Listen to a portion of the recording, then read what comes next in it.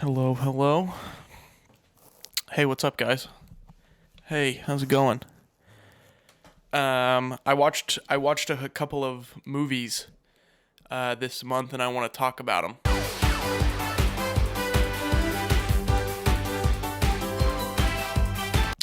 Spotify Wrapped came out today, so that's kind of been most of my day today. Let's talk about some of these freaking movies, dude. This month was kind of a slow month. November was, movie-wise, just because of the holidays. Did a lot of traveling for the holidays, and so I didn't get a chance to watch as much as I normally do. With that being said, though, I still did watch, 13 movies or something like that. And a lot of these I've already talked about in separate videos, so I'll be pretty brief with those.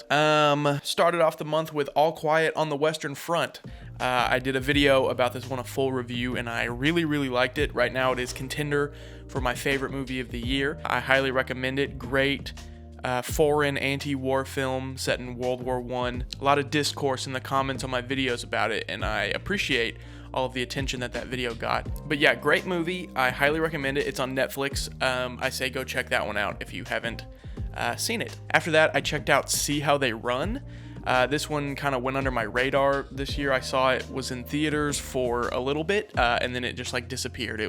I didn't hear anything about it. Nobody said anything. I didn't hear any reviews. None of my friends saw it. I just knew Sam Rockwell was in it, and it was kind of like a Agatha Christie, Ryan Johnson-esque whodunit. So I was like, those are all things that I like, so let me check it out. I watched it, and I didn't like it. I didn't think it was that great.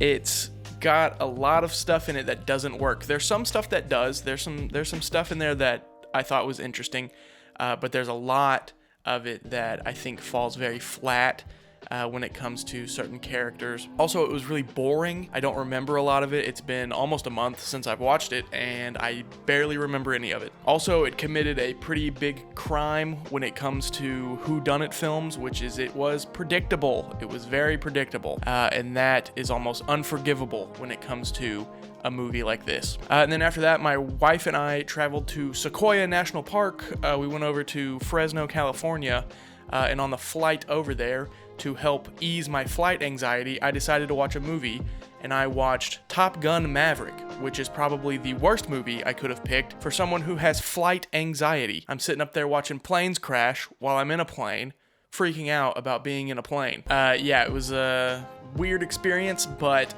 overall, I enjoyed the film. It was very entertaining. It felt almost like a Mission Impossible movie to me. It was, maybe that's just because of the fact that it was, that Tom Cruise, Chris McQuarrie team up, but yeah, I really liked it. I wasn't expecting much just because I'm not like the biggest fan of the original Top Gun. It's not like close to my heart or anything, so I wasn't going in with that fanboy mindset, but I ended up really enjoying it. I was really invested. I even teared up a little bit with the Val Kilmer stuff. I enjoyed it. There's not much more to say. Then on the flight back, I checked out Lightyear.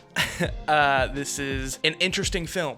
I really, really liked the first 30 minutes of this movie with all the time jumping stuff and him hyper speed, all that stuff. Like the whole first act setup of this movie I thought was really good, and then it just hits a brick wall and comes to a halt in its pacing, and it just slowly just teeters down in excitement, and more stupid stuff happens, and I end up caring less and less about the movie as it goes on. If it could have kept up the excitement that it had from the first part of the movie, it would have been great. But I had a really hard time believing that this was the movie that Andy loved so much he needed to rebrand his entire personality. Then after that, my wife and I checked out My Policeman because we are huge Harry Styles fans. I think he's like my number 4 artist on my Spotify Wrapped. But yeah, since we didn't love Don't Worry Darling because he didn't do great, we were kind of worried about this one. But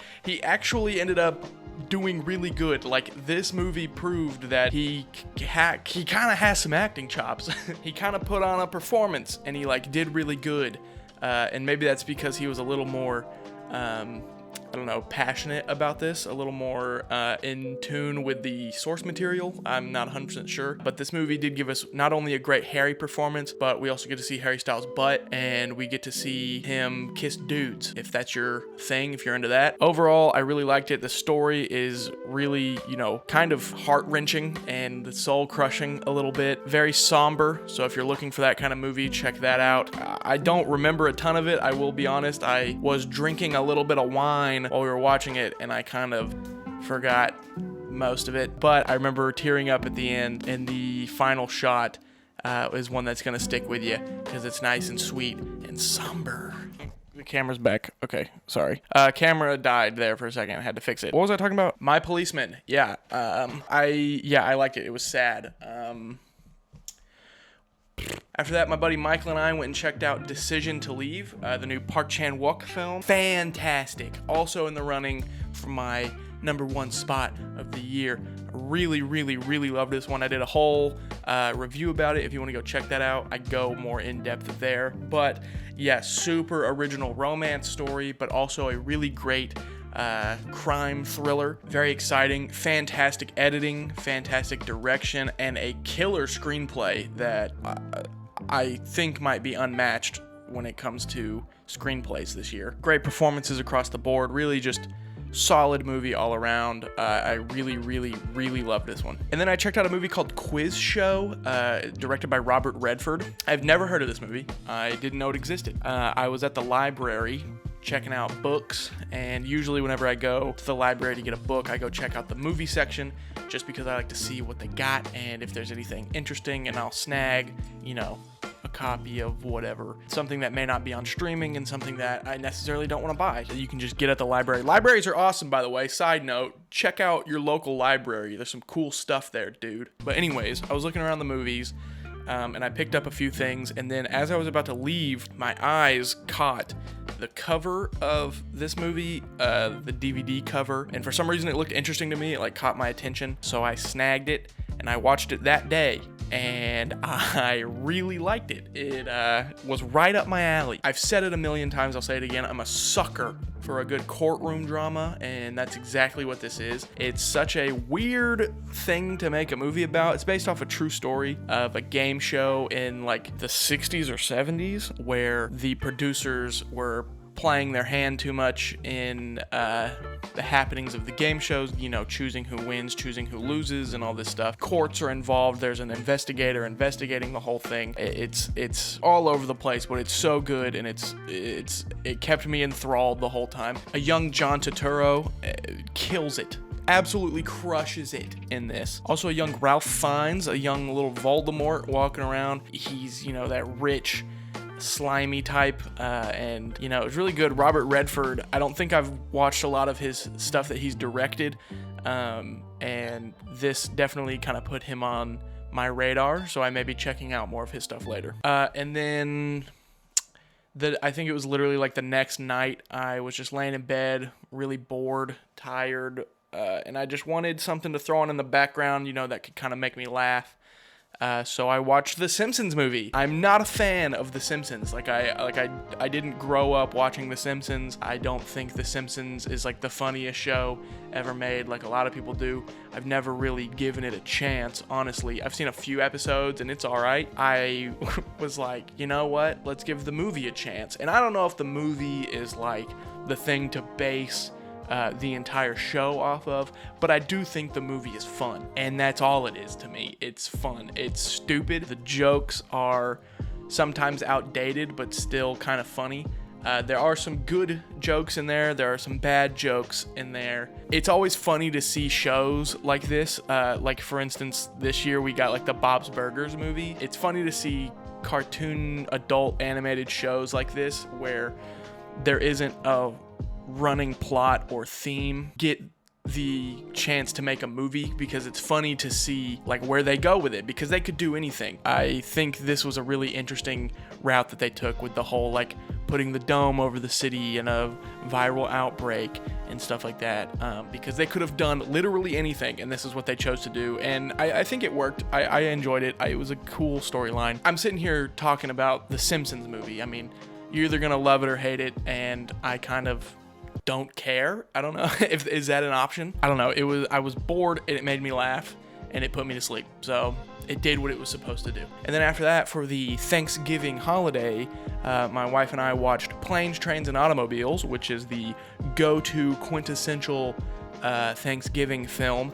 This was actually my wife's first time watching it, which is crazy to me because I watch this with my family like every Thanksgiving. I love this movie. John Candy at his best, John Hughes at his best, in my opinion. It's perfect to me because you got the comedy geniuses, John Candy and Steve Martin, and they are a perfect yin and yang duo. The jokes are so good. The scene where they're driving the wrong way on the highway will always get like a gut-busting laugh out of me. And then, of course, the famous car rental scene that turns this like fun family Thanksgiving film into an R-rated masterpiece. Yeah, I'll watch this movie every Thanksgiving until I die, probably, because I love it so much. After that, I checked out the Spike Jonze, Charlie Kaufman joint adaptation. This was my first time watching this movie, and whoa, what a film. I can't even really describe it. I don't know where to even start. Eventually, I'll probably do an episode of The Movie Shelf with my buddy Chris about this movie because I feel like he and I could talk about this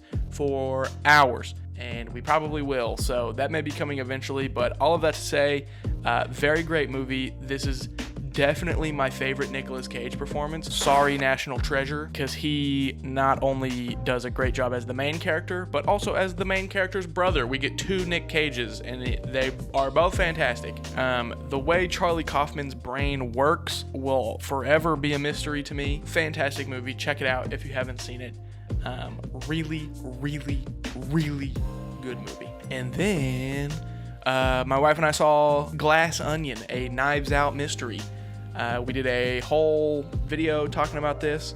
The first half of that video is us just like giving our review, and the second half is spoilers. I thought it was a good follow-up to the first Knives Out, which I also love. I think they're neck and neck for me. I think it's just as good, if not better. I say this in the video, but like I think my favorite would depend on what my mood is. They're two very different moods and two different vibes, and I could like one over the other one day, and then that changed the next day. If you liked the first Knives Out, then you'll love this one. I think they're extending how long it's going to be in theaters because it's making bukus of money, and Netflix is like, gimme, gimme, gimme. So I would say see it in a theater if you can. If not, watch it on Netflix. And then for Black Friday, my wife and I got a new TV. We got a sick deal on a 75-incher. We put that bad boy up, 4K, so good. I wanted to watch something that would not only look good, but sound good and really like enthrall me. I was scouring like Hulu, Netflix, HBO. I was looking through all of it trying to find something to watch.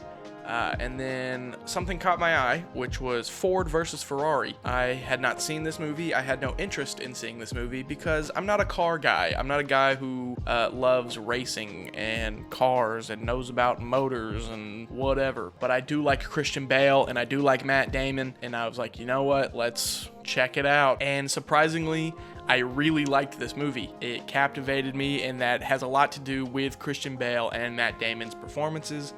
But it also has a lot to do with James Mangold's direction. There's some really great camera work and editing. There's also some great special effects and VFX when it comes to the driving sequences.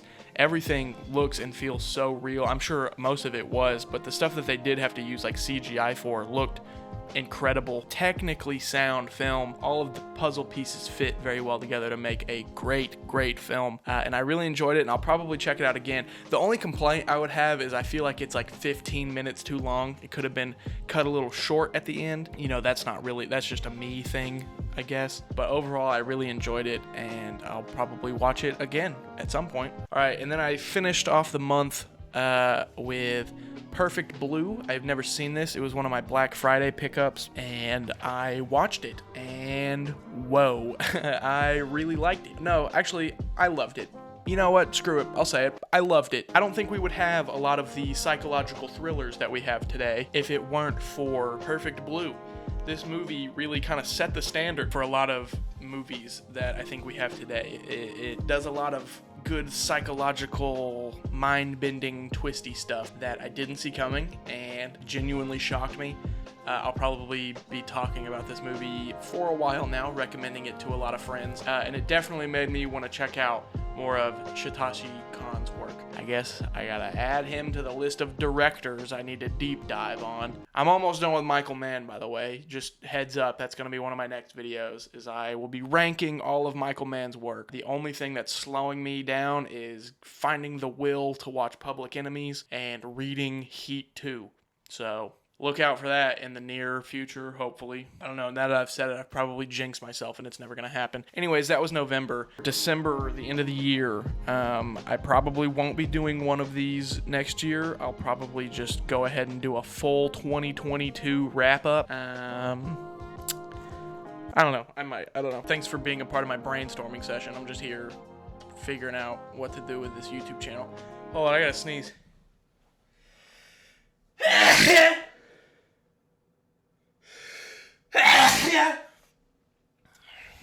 My name is Cody Metcalf.